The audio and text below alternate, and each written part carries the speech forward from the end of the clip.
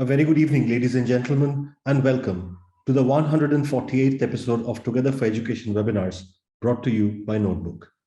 Over 20 months ago, in April 2020, when the pandemic had just set in and schools had closed down, we at Notebook felt it was our duty to set up a platform for educators to connect meaningfully on, discussing problems they were facing with the rising need of digital education and online learning, and arrive at common solutions. Today, when we are two episodes short of 150, this platform has grown much bigger than we could have ever anticipated, all thanks to your love and support. We have discussed extremely curricular topics here like digital learning and NEP and assessments, extracurricular topics like sports and theatre, topics like school finance, and even evolved topics like mental health. The whole objective of education is to increase a person's sense of freedom.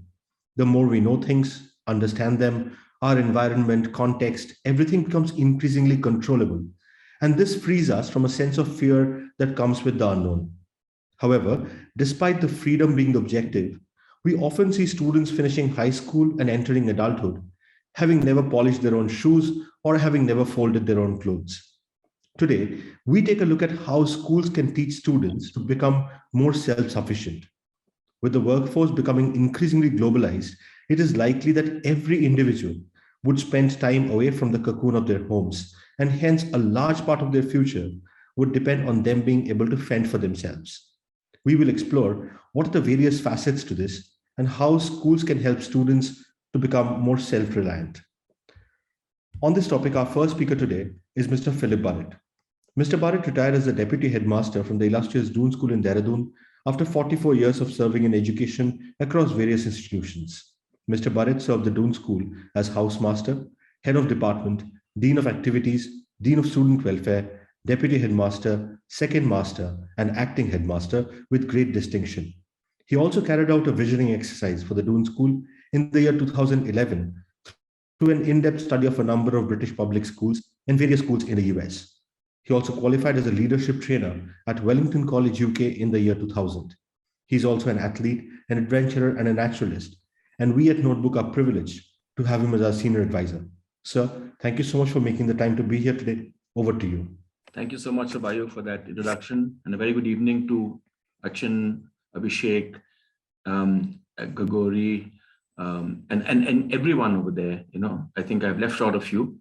Great topic, Shabayu. You know, I was thinking that apart from the 3 R's that children learn in school, which, you know, gets developed as we move through junior school, high school, college, children also need the skills of self-sufficiency, as you put it, or life skills, so which augments the reading, writing, and numerical skills.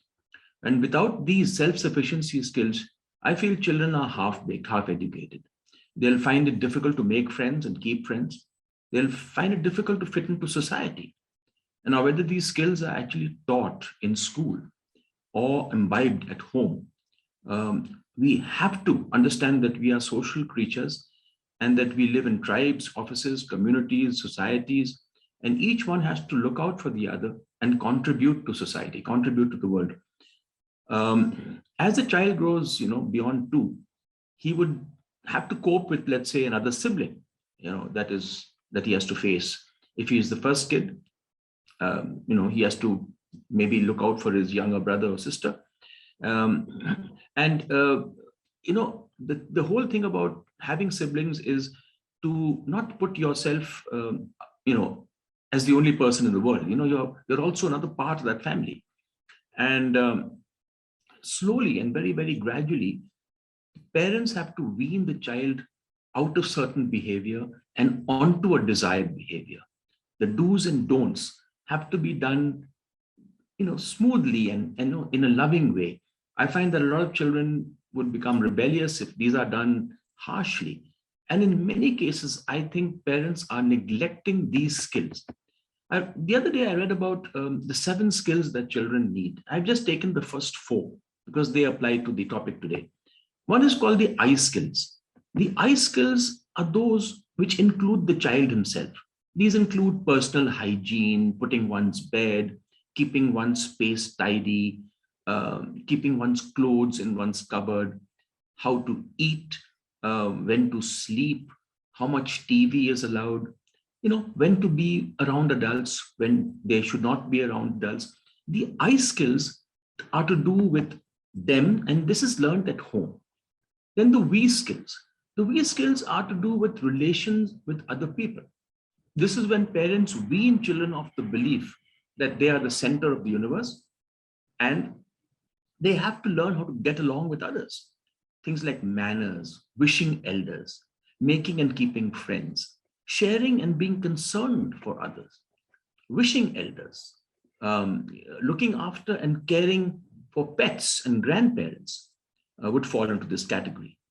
Children need to learn how to look people in the face, how to shake hands, how to greet and treat guests when they come home.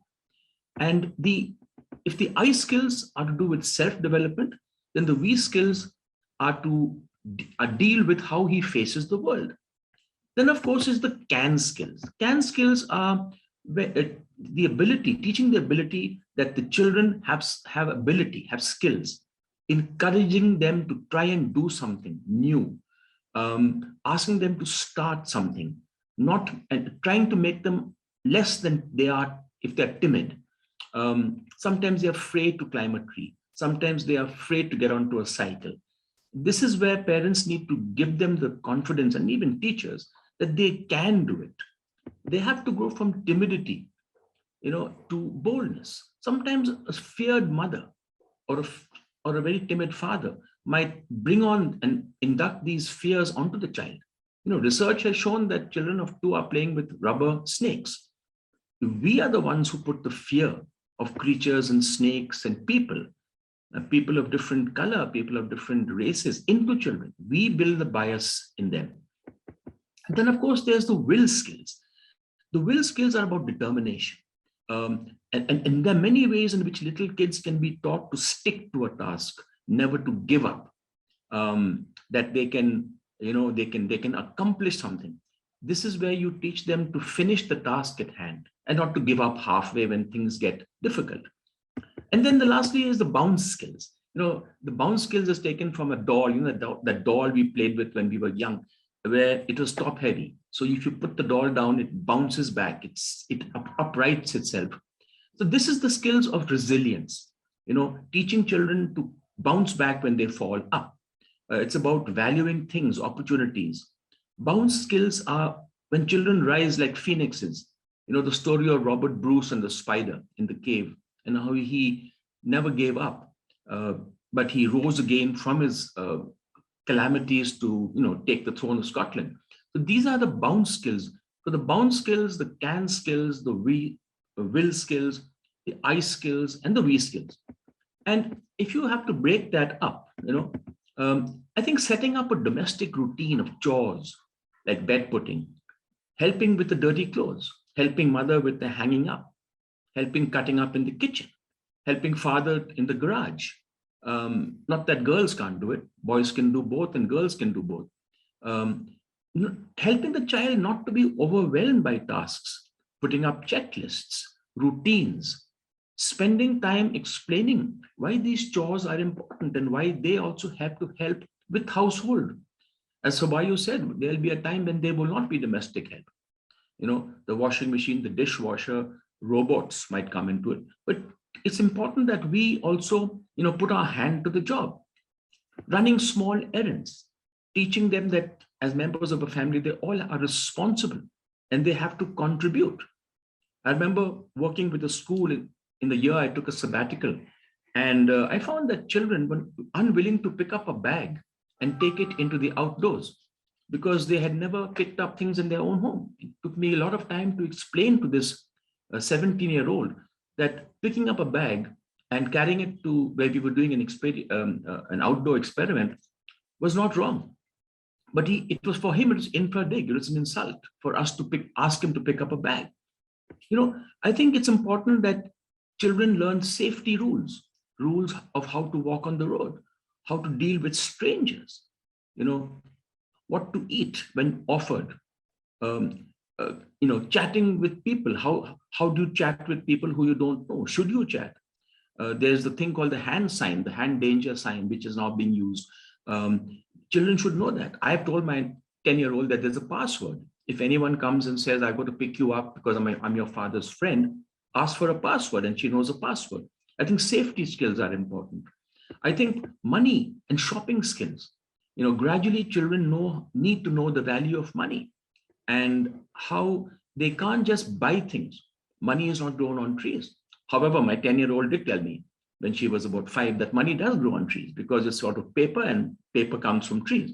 So we need to tell them all the time the difference between necessities, comforts, and luxuries. That if you have 5 shoes, there's no point in having the 6th. They need to use money and see if they can get the correct change back. Dressing skills, dressing about what is appropriate, what is to be worn for the occasion. Girls sometimes are very fussy about what they wear. They're very fashion conscious, but they need to be given the independence to choose their own clothes, but also guided into what to wear when. I think we should let them make mistakes and suffer the consequences of these mistakes. Not doing homework could result in detention, could result in poor marks. They need to know the difference between rewards and punishments, deadlines, how to keep to commitments. Problem-solving skills are another skill that parents and teachers need to work. What happens when your house is locked and your parents are out? Where does he go? How does he contact his parents? Does he have a local guardian? Does he know the neighbor's telephone number? If your cycle is punctured when you're about 2 kilometers from home, what do you do? Or if a child falls in the park and he cuts his knee, what should he do? These are problems. And he needs to be trained into some of these SOPs. Accountability. I think it's important to teach a child how cheating in exams is wrong. Keeping one's word. How when we promise somebody something, we are accountable for that. Making friends and keeping friends. How do we share things? What should we share? Going halfway to meet people, giving up our own demands sometimes, being self-centered and looking at the demands of others. Sending get well cards, thank you notes, and that's what good friends do. I think also directional and mapping skills, teaching children how to navigate. I often give my child my Google map and ask her to tell me where I should turn left and right when I'm navigating through an unfamiliar area. Teach them how to take you to school. Say, I'm listening to you. When should we turn left and when should we turn right? Eating skills, table manners, passing food to people on the left or right, not wasting, being grateful by saying grace before and after meals. Very often I had to, when I found that boys were wasting food at my table in school, I just flashed in front of them in the class that followed very, very grotesque pictures of starving Somali kids and Ethiopian children and Yemeni children. I didn't say a word. I just flashed about 10 pictures in front of them. I didn't say anything. I can assure you that many of them stopped wasting food after that. We need to tell them these things, that there are many people out there who are rummaging in the garbage cans for every meal while they're being served food. How to talk and how to listen. Speaking is about, communication is about listening and talking, not butting in, not shouting, not using abusive language, but learning to listen. I think also emotional control can be taught quite early.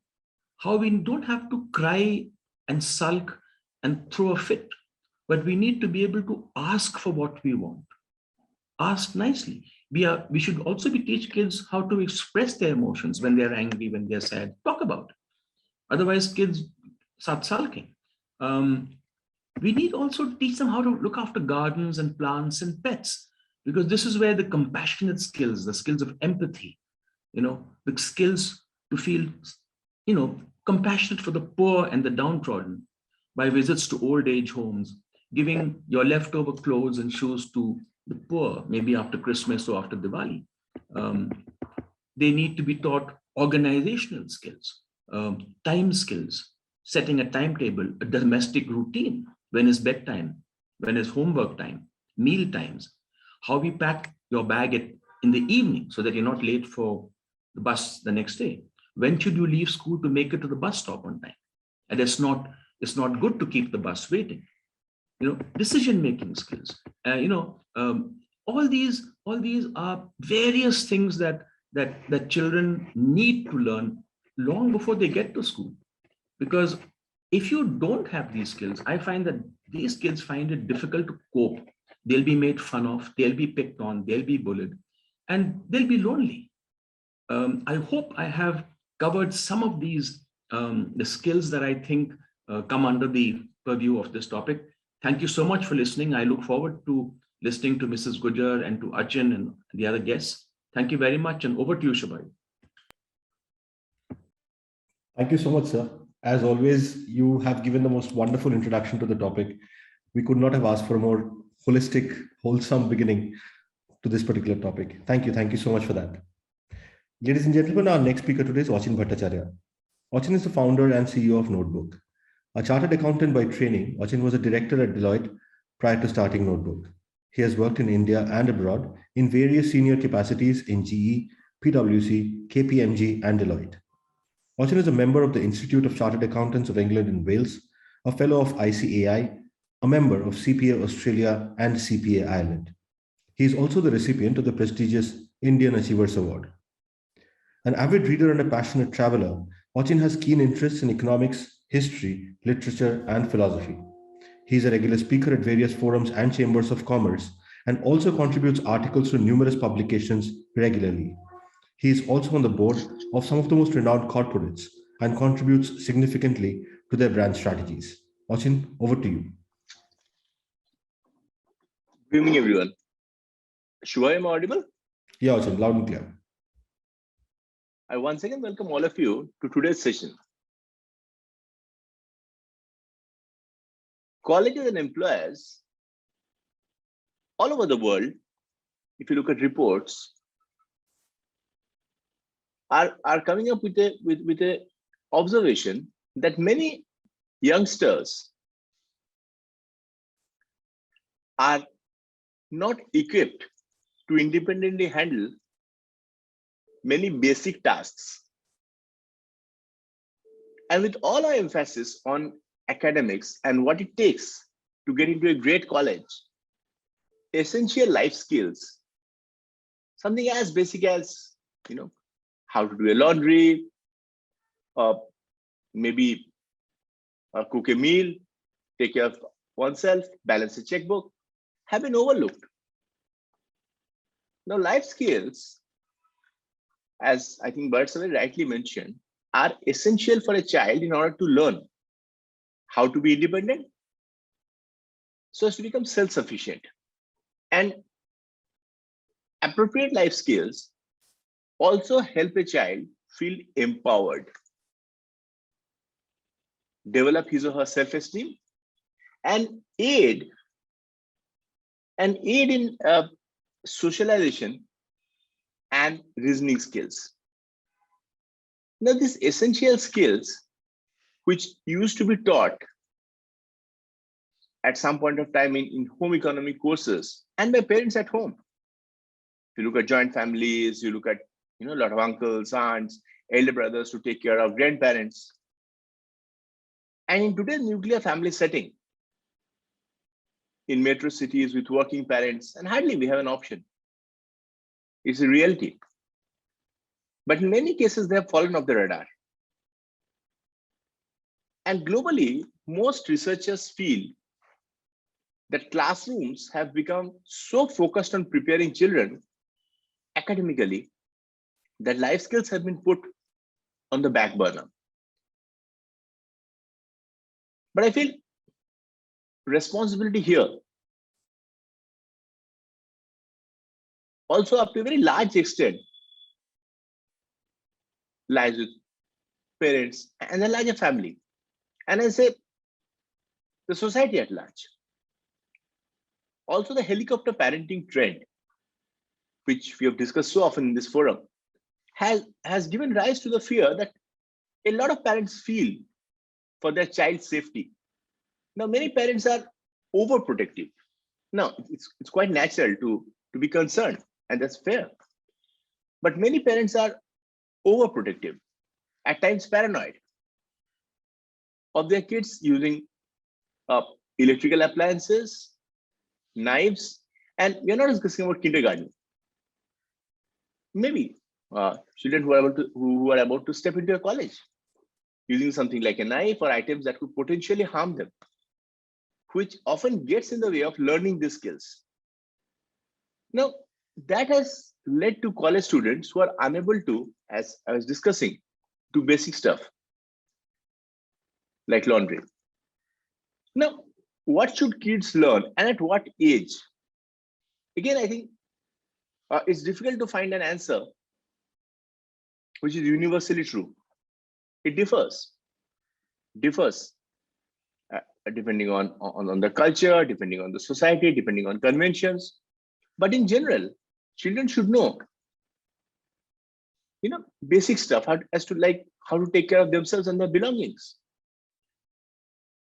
For younger kids, at times breaking down a larger task into manageable chunks and gradually increasing responsibilities until the child is able to handle it on his or her own. Also, I believe role-playing scenarios at times, small activities around the house are safe and easy way for kids to learn these skills. Now, if we discuss about few of this, and that too, again, say for example, if you look at children in elementary school, basic stuff like personal safety. There's a reason that kids are still taught to know their full name, address, phone number in elementary school. Safety. Second, take care of themselves. Basic stuff. Being able to dress, taking care of their personal hygiene, having a proper checklist for bedtime can be helpful in keeping them on track. Other important aspect also is taking care of others. As children go beyond kindergarten, they should begin to learn how to care for others. So something as simple and small like taking care of a family pet, talking to others, being able to communicate. Children need to know how to look people in the eye and carry on a polite conversation. A simple way of practicing it can be by ordering food at a restaurant when they accompany their parents, paying for items at a store, or asking a librarian for help to locate a particular book. Then when, if you go to the next stage in middle school, I think simple stuff like being home alone, knowing how to be safe when at home alone is one of the most important skills to teach middle school kids. For a child not used to being by himself in the house, parents can start with short periods, such as maybe parents going for a trip to the neighborhood coffee house for an hour to help the child be more comfortable to gradually gain confidence. Other aspect that we were discussing, kitchen safety. Basic stuff in middle school as to how to use the stove, maybe use a knife for cutting fruits, and also knowing at least what goes into cooking a meal, the kind of effort involved, so that they appreciate the role of their parents or other family members or caregivers. I think it's really important for them to know what goes into it, and also helping when the family during family time, during dinner time, children trying to help, maybe while serving food, maybe taking care of their own thing.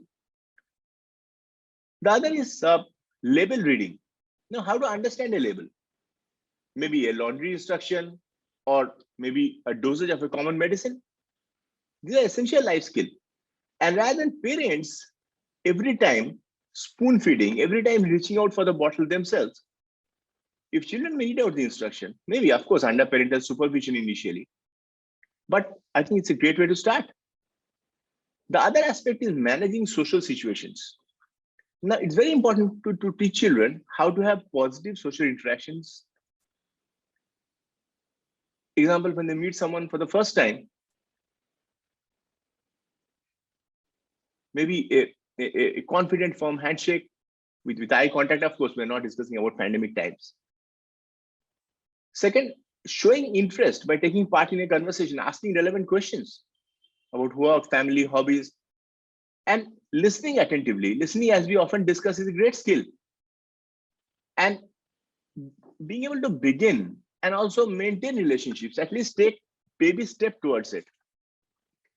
Because today, when we discuss about jobs for the future, when we discuss about how the society is evolving, being able to work in teams, being able to work in cross-cultural teams, global teams, being able to communicate, being part of the group. So I think these things are very important. And now, if you look at children in high school, I think money management is one of the most important skills. And early start really helps in terms of financial success. And post 18, when they just step into adulthood, basic step like responsible driving, for instance, it extends beyond keeping the car between the white lines on a highway. They should know the dangers of texting while driving or drinking while driving, or basic stuff like how to change tires. Also, they should know whom to contact in case of any roadside emergency. So modeling responsible, for instance, in this particular case, parents have a huge role to play, parents and elders. Because modeling responsible driving is the best way to teach this skill. Time management, another very, very important skill. And I think in today's time, so critical. Children trying to juggle between school assignments, extracurricular activities, social life can be very challenging for a teen. So tips for managing time, of course, knowing that, okay, how to do proper time allocation, how to ensure that we restrict the use of social media to a particular point, and also assigning smaller incremental deadlines for bigger projects, and scheduling down to maintain a good school and work-life balance. I think it's important to know how well they master the actual task. The act of learning these life skills also has very far-reaching benefits. We are discussing about skills which are really survival skills. Skills like problem solving, time management, socialization, independence, learning about rewards and consequences. These are all skills that we need in the long run. Now, for example, something as basic as learning how to clean and keep a tidy home can actually help a child's interpersonal relationships in future when he or she shares a room with a roommate. Teaching a child proper hygiene skills can lead to better social confidence. Learning to cook can actually help a child learn how to stay within a budget and also eat healthy food while staying away from home. So I think these are really important, and all over the world, people have given a lot of thought to it. I was reading about this whole child approach, reforms that started during President Obama's tenure in US.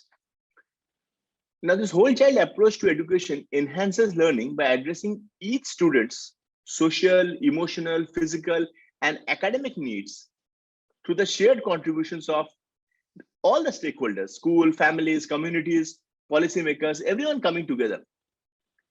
So it is a move away from the education policy that was so far that United States had focused on, which was quite narrow with regard to standardized test scores and schools accountability measure, which was always with regard to grades. Now, the true measure, and this policy document also discusses this, and I found this very relevant, that the true measure of student success is much more than a test score. And ensuring that young people actually achieve in and out of school beyond academic instruction. The demands of our 21st century require a new approach to education. And I think this policy document has fully acknowledged it. The other, I think, if you look at building blocks, now here we're discussing about the challenges, we're discussing about why it is important, but how do we actually achieve these skills? If I look at the building block, something as simple as play. Now, in a tightly scheduled world, the need for play, I think, has never been greater. Today, if you look at its benefits. Now, when we think of play, we shouldn't be thinking of any single type of activity. Maybe in social play, children play with one another or with adults. Simple thing like tossing a ball, creating friendly competition. In independent play, children play by themselves, telling stories with action figures or stuffed animals, doing puzzles, building blocks. But imagine the degree of confidence, self-sufficiency that develops. In guided play, children play with a context that adults have set up. For example, a camp counselor might help with some props. Now, I was reading about a research and educator, Ben Mardell, and his Project Zero on this particular topic. And I think one thing that he said, that secret sauce is playfulness. Any activity can be, according to him, any activity can be play or not play, depending on how we look at it. And the secret sauce is playfulness. So in play, children learn to navigate their physical and social environment, while also imagining and constructing new realities. So I think one of the best ways to develop self-sufficiency, considering the kind of benefits that we look at, be it in terms of intellectual development, social development, emotional development, physical development, of course, it's a no-brainer. So in these situations, adults should look for 3 indicators of playful learning. I think very important. One is, of course, choice. Like, looks like kids setting goals, developing and sharing ideas, making rules, negotiating challenges, and choosing how long to play. So choice. Second is, of course, wonder. Looks like kids exploring, the best part of it, creating, pretending, imagining, and learning from trial and error. And third, delight. Looks like happiness, smiling, laughing, being silly, or generally feeling cozy and at ease. But today, if you look at the kind of stress that children are in, tight schedules, etc., I think there's a need to rediscover play, plan for play, and create the space for it. If children are spending too much time in front of the screen, it's really important that adults guide them and ensure that they also walk over to the playground and play for a few hours. Find fun in materials that they have. And also, I think the other very important aspect is that the kind of encouragement, support they receive at home. There's a culture of adult play in order for children to play. If children watch their parents or grandparents having hobbies, enjoying a soccer match, being creative, being outside, that's much more likely for kids to say that really I want an active outdoor life as well, and not only spend time in front of the screen or in front of social media. Far beyond that. So I think these are a few thoughts that I wanted to share with all of you. I think today's topic is really very thought-provoking. Abartsa gave a wonderful overview. We also have other esteemed panelists, and I'm sure we will look forward to the deliberation. I thank all of you for giving me a patient hearing. Over to you, Shubhai. Thank you, Achin. Thank you for taking us through the various facets of today's topic. Ladies and gentlemen, as Achin mentioned, we do have a wonderful speaker lined up for you. However, before we go on to her speaking slot, a little bit about us here at Notebook. We at Notebook are an EdTech organization. We make short videos pertaining to the school curriculum. The roots of Notebook go back to the very topic of the day, self-sufficiency. We were seeing the growth of internet usage in tier 2, tier 3 India, and students hungry to learn, where their parents could not bridge the knowledge gap at home. And answering that need was the starting point of Notebook. Of course, over the years, we have managed to create content which now serves across the learning spectrum, and schools both small and big have found it useful. What I'm going to do is play you a short mashup of some of our Class 8 topics so that you know what notebook videos look like. Draw any polygon on the floor like shown here. Start walking from point A to B. When you reach B, you will need to turn by the external angle at B to continue walking on BC. Continue the process till you reach back to A. In the process of walking along the polygon, you have taken each external angle turn, which means you have added all the angles. समास का अर्थ है संक्षेपीकरण, अर्थात किसी लंबे वाक्यांश को छोटा करना। उदाहरण, स्वर्ग को प्राप्त। वाक्यांश के लिए स्वर्ग प्राप्त शब्द का प्रयोग किया जाता है। इस प्रकार हम देखते हैं कि किसी वाक्य को संक्षेप में लिखने से वह काफी प्रभावशाली हो उठता है। Who are you? It's time. Time for what? Time to know what happens when you reach the age of adolescence. Age of what? Is your stomach paining and you feel weird? Yes. An abundance of flowers and lush green growth fill the hills. Animals like snakes and rodents resurface from their holes and burrows. The children are amused by a shrew who blindly bowls around the room. Their grandmother calls the shrew Chuchundar and stops them from killing it. She says the Chuchundar brings good luck. History is always associated with dates because there was a time when history was all about the accounts of kings and battles. It was about the various rulers and their policies, the year they married, big events of their lives, and the years they died in. Notebook में आप सभी का पुनः स्वागत है। Well, ladies and gentlemen, that was a short mashup of some of our Class 8 videos. There are videos like this for every topic of the syllabus.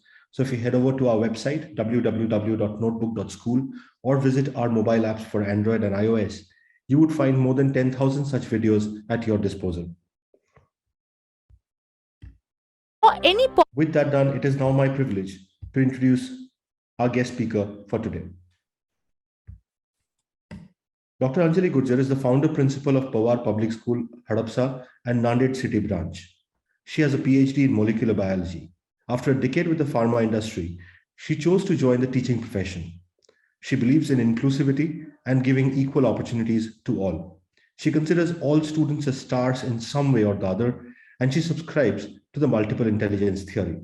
No spoon feeding, no complaining are some themes that she has for her school. And every year, there is a new theme. Dr. Anjali has prestigious awards to her credit, including the Principal of the Year Award and the Pune Municipal Corporation Best Teacher Award, just to name a couple. Ma'am, thank you so much for sparing the time to be here with us today. Over to you. Thank you, Subhayu. I think I'm audible, right? Yes, ma'am, perfectly. Yes, thank you. Thank you, Notebook, for inviting me here as a panel member. I really marvel at the way these online platforms are keeping us together from the north, south, east, west, across continents. And considering that today's topic is about self-reliance, these platforms have really made us self-reliant, all the teachers and all the students too. And the 20 months of the pandemic have not deterred us, from continuing. Or we didn't have to cry at the beginning of the pandemic that how will life go on, how will education go on. So we are truly self-reliant for this particular aspect. Thank you, Mr. Achin, sir, founder and CEO, and Gagori for following up on this entire process. A lot of points have already been covered by our esteemed speakers. However, I have some practical tips for you. Some things like what we actually do in our school on a day-to-day basis, because all about building self-esteem of the children, making them self-reliant, making them aware about the future jobs and training them for the future jobs. That is one aspect of it. But how do we do it? Right from, I can give you an example of a standard 1 or standard 2 event, or even a senior KG event. What we do in our school is there are many props And we teach the children to take care of all the props, all the microphones, all the curtain raising and curtain drawing the strings for the curtain when a particular scene is over. And children are very happy to do it. And we tell them, okay, let's not dependent on the maushis and the dadas, the housekeeping staff that is who are there to help us. Let us understand the scene. Let us understand when we need the curtain open and when we need a prop, when we need a flower. And children are very happy to do it. Coming to the parents really marvel the way children listen in that sense, because parents only know the term listen and not listen. My child doesn't listen or my child listens. So the parents really marvel at the teachers, the way we train the children, because according to the parents, at home they don't do all these little chores. And we often tell them that it is the way you need a knack of getting things done from the children. We are giving them a lot of happiness because they are doing things on their own. They know that they are not going to be dependent on somebody, some housekeeping staff who's absent, or even if a teacher is absent, they know that the show will go on.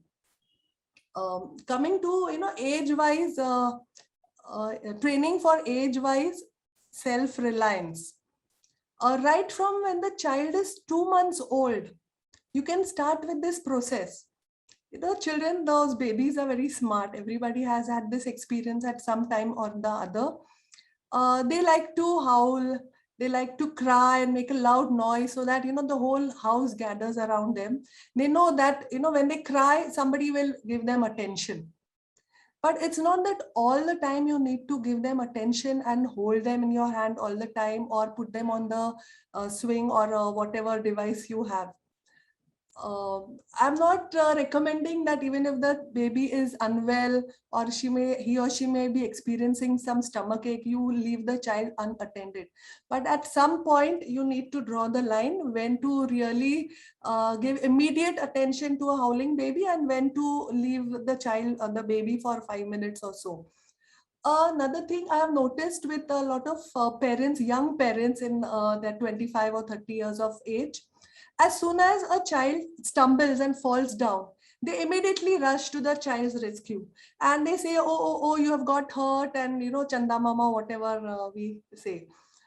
Why don't we give the child a chance to get up, pick himself up, just do some little dusting if at all it is needed, and let him continue with his or her activities.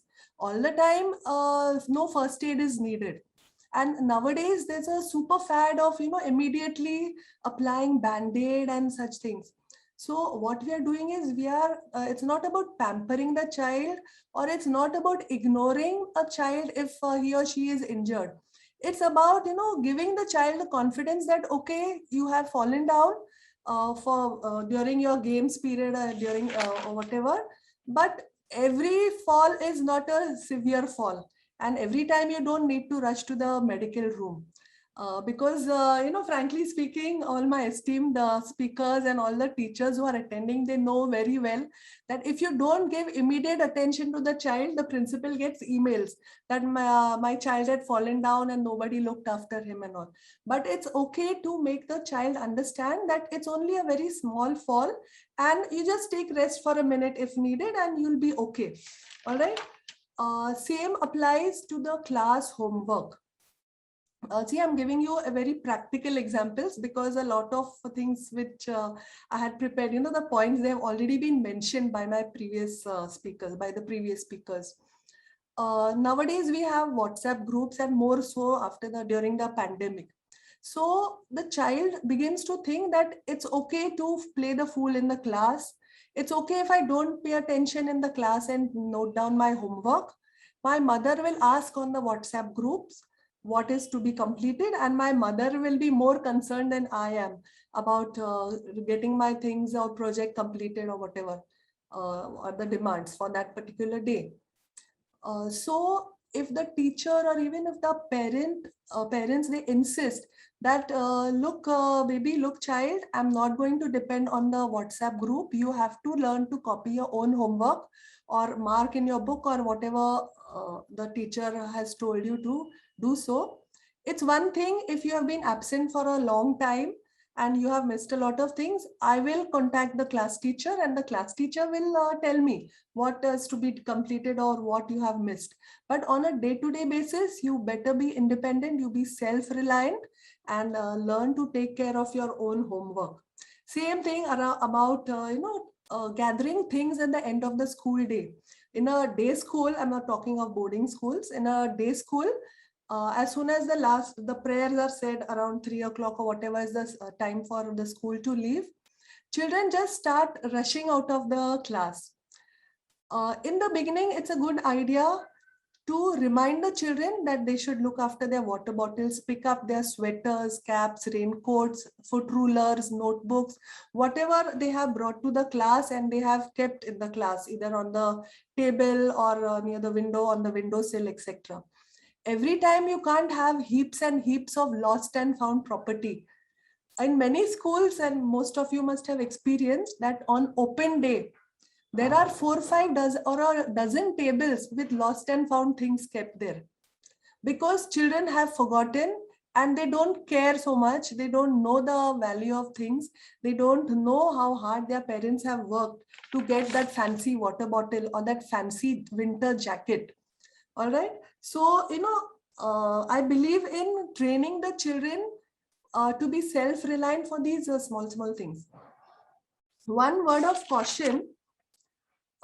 See, it is one thing to be self-reliant and it is one thing to be overconfident and have a false sense of confidence in you that I don't need anybody's help and I don't need my parents' help and I don't need anybody to advise me about anything. I have already become independent. I am 11 years old or I'm a teenager now. Here I would like to refer to these things like children go out for late night parties or get-togethers or whatever. And if the parent or even the teachers are trying to warn them that, okay, bacha, you should really go home on time because it's not really very safe to stay home, to stay out of the home late in the night because that road leading to your house may be deserted or after 10 o'clock or whatever, it's not really safe. And at this point, you cannot have the child saying that I'm grown up now, I'm independent, I'm self-reliant, and I don't need to listen to you. So you have to learn to draw the border, to draw the line between being overconfident and being responsible. About money matters, which the previous speakers have also mentioned, especially during the pandemic, children have been making unreasonable demands like, I want an iPhone now for my online classes, or I want an iPad or whatever, without even realizing that in many homes that would be 1 month's salary for the parent, for one of the earning member of the family. So they need to be made to understand about money matters, about the cost of things, about the practicality of indulging and overindulging in shopping, etc., just because there is peer pressure. We need to make them self-reliant about, not succumbing to peer pressure and thinking for themselves and thinking with their heads on their shoulders. About navigation, this point has been mentioned before, but I would like to make it clear over here. During the vacation, at the beginning of the vacations, when school, second last or last day of school, I make it a point to check with the children, okay, Miss ABC, where are you going for your holidays? Or they say, I'm going to this town called XYZ. How are you going? By car. Okay, which road are you going to take? It draws a blank because the parents have never discussed or spoken with the children that, okay, tomorrow we are going to leave for our hometown and this is the road that we are going to take and this is the national highway, or, after traveling for 2 hours on the national highway, we will hit the state road. Things like, geography and history gets done by the by in this entire process of the parent-child or the teacher-child conversation. And every time, okay, now we have the luxury of the Google Maps, but every time there is no need to depend on Google Maps only. There has to be some element of remembering things, observing and remembering.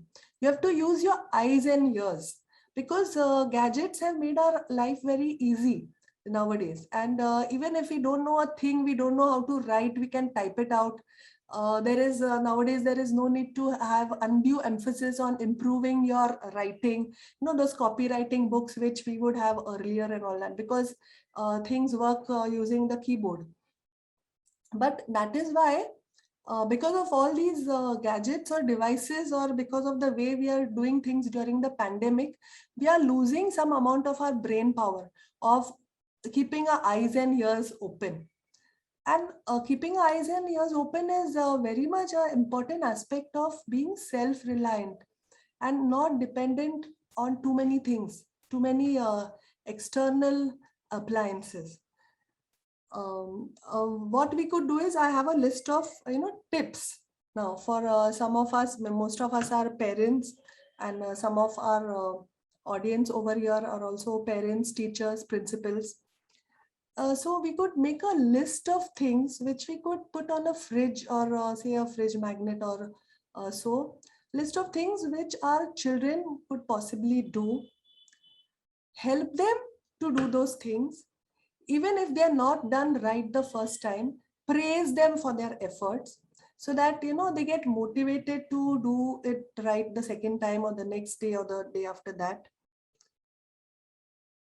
Prioritize things. We have to teach our children how to prioritize things, what is important, urgent, and what is not so important and not so urgent. We have to notice the small things that they do, like if they fold their bed sheets after them, they fold their clothes. Mr. Philip was mentioning about learning how to use the gadgets, the microwave, making their own toast or omelette or something like that. We really need to acknowledge them. It's not only about giving them the responsibility, we need to acknowledge them. Coming to this question on whether parents welcome this idea, if a school or a teacher tries to make the child self-reliant, or she gives some tips in the class that this is okay, children, this is what you could possibly do in during the next 15 days, and we'll come back after a fortnight and we'll discuss what you have, how many out of these list of things you could accomplish. Many of the parents these days, they welcome this idea. It is only a very handful out of say 10,000 who may be aghast with the fact that why is the teacher asking my child to fold the mat, or we just finished the sports day, and why were the children asked to get all the things back from the field to the school? Because once you organize a sports day, you have to take n number of things from the school cupboards, from the admin section to the sports ground. So why was my child made to do this work when there were housekeeping staff or peons, etc., who could have done it? Very few parents would not appreciate the efforts taken by the school. Coming to this point about children with special needs, what I understand is these children, they do not need our sympathy. Instead, they want to be part of the mainstream. They want ideas from us, like how we could teach them to do small things and make them self-reliant. I have a small props example again. We have a few children in our school, being an inclusive school. We have some children who could not possibly stand up on the stage and announce something on the mic. What we do is we give them a chair to sit, because every child needs to be addressed. Every child needs to be given a chance. So we give them chairs to sit so that they could say their speeches. It's not necessarily, that on a school stage, you need the characters to move from one end of the stage to the other end. This builds a lot of self-esteem in these children with special needs. And even if you give them small tasks like, just handing over the props from behind, from backstage, handing over the props to the children who are actually going to do some dance or something, these children are very, very happy that they are getting a chance to be independent. Somebody is paying attention to them and trying to help them to be self-reliant, and not just looking at them with pity in their eyes, that "Arey re, ye bechara hai, what will this child be able to do, or we have to pick him up all the time and put him on the stage," or something like that. The small things, I have some more examples from you. See, the NEP 2020 addresses children in the age group of 3 years to 7 years. That is the pre-primary, 3 years of pre-primary, standard 1 and standard 2. All these 5 years are will be clubbed, or they are going to be clubbed under elementary education. And the elementary education stage itself, besides learning the typical nursery rhymes and the ABCD and learning to count and spell one, it's really not needed at that stage, although because of societal pressure, many schools have to resort to this. But small things like even opening their lunch box, all the time the children take help of the ayahs or the teachers in the class. Please open, they don't even say please, open my lunch box. All right, so things like opening the lunch box, eating properly with a spoon if the food demands, or eating with the hand if they have to make pieces of the roti, paratha, or whatever they have brought. All these things have to be taught at the elementary stage. I have seen children who get peeled oranges ready-made pushed into their mouths by some ayah or whoever is there at home. So if they're just given a whole orange, they do not know what to do with it. So these are very, very practical examples. I mean, it might seem that in this world of technology and digitalization and all, what is all this about peeling the orange? But it's just about, continuously being dependent on the parent or the grandparent or the teacher in the school, or the maid or the mausi who is there in the school. It is at this age itself, in this age group between 3 years to 7 years, that the child can learn to frame his own sentences and talk about a particular topic of his or her interest. He can frame his own 5 or 6 sentences instead of giving the child ready-made sentences. Okay, my school, children, let us write an essay, or let us write a composition on my school. My school, the name of my school is so and so. It is situated in this city. There are so many children in my school. This is what is the teacher's interpretation, those 6 lines, 6 sentences about my school. But why can't we give the children some chance to exercise his brain? And perhaps he may like to say something else totally different from what I just mentioned, these few sentences about my school. He need not say that my school is situated in this city. He may have some totally different idea about how he will describe his school or what he feels about his school. So there's writing a few sentences about any topic of interest to the child, copying down his homework, being responsible for completing his homework, packing his or her bag as per the timetable instead of relying on the mother. All these things, these are small tips for making our children self-reliant. There are small things like, which a parent could discuss with the child on the previous day itself in the evening. Have you packed your timetable? Have you packed your bag? Is your uniform in place? Are your shoes in place? Are they polished?